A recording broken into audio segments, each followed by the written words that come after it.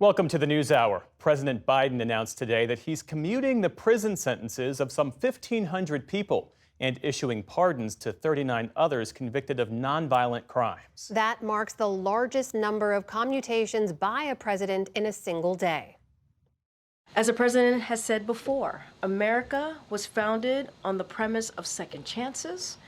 For far too long, our criminal justice system has closed doors of opportunity for too many people who should have the chance to once again participate in daily life and contribute to their communities.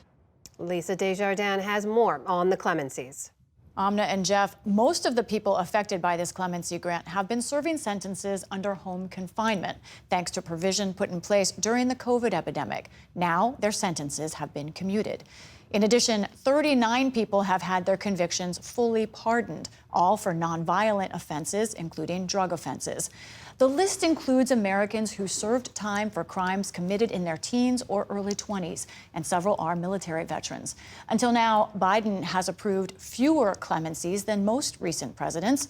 Mark Osler is a professor at the University of St. Thomas School of Law in Minneapolis, an expert on presidential clemency, and he joins us now for a deeper dive. Mark, thank you so much. Clemency is a unique power of presidents. And to start, I just want to go over terms, remind our audience what we're talking about. A pardon is something that forgives a crime and allows that person to regain some status, including the ability to vote, commutations, reduce penalties, including jail time or sometimes fines, but they don't change their status. You said this is a big day, including for one of your clients, who is one of those who was pardoned. To help us understand this group, can you talk about her and what this pardon means? So out of that smaller group of people who got a pardon as opposed to a commutation, we saw Sarah Carlson. And Sarah Carlson is somebody who submitted her petition with the help of one of my students back in 2020 and has waited for years for this pardon. She's someone who was involved in drugs, was addicted, had crimes that were associated with that, and then cleaned up and changed her life and devoted herself to helping other people, and certainly deserves this pardon. I want to also talk, of course, about the bigger group, the nearly 1,500 people with the sentences that were commuted here.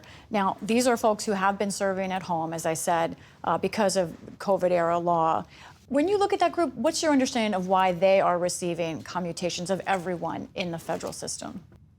I think it's because they have proven themselves, that we're looking at people that have been out for at least a year, who have clean records. It's been a remarkable experiment in what happens when we release people early, when they've been carefully vetted. With the Trump administration in place at that time, that's who did the vetting. It was under Bill Barr.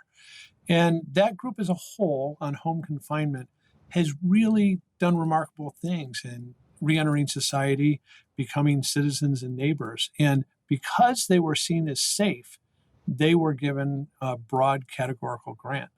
I noticed in the White House release on this that they mentioned these are folks who have also either continued education or they've already found employment in some way. So there's additional vetting, I think, for this group.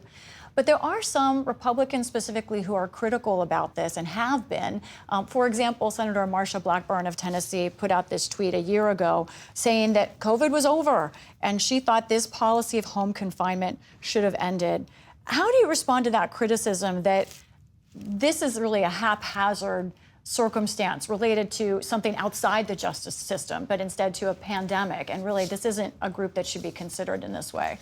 Well, it's also the nature of clemency that we're supposed to seek out the people who have rehabilitated themselves, who can live safely amongst us and contribute something.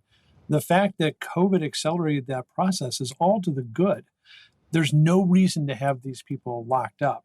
And frankly, they're a fraction of the group in whole who shouldn't be locked up.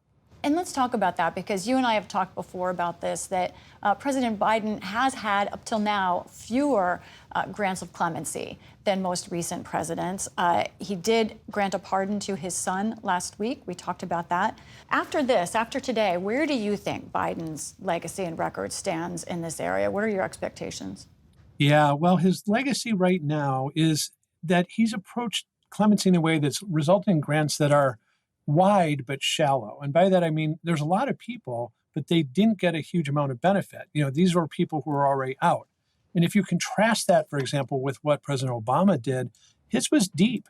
He was granting commutations of sentence to people who were doing life in prison without parole. And so right now, his legacy is someone who is skimming the easy cases off the surface. But that can change. There's still weeks left, and there's a whole bunch of people who are deserving.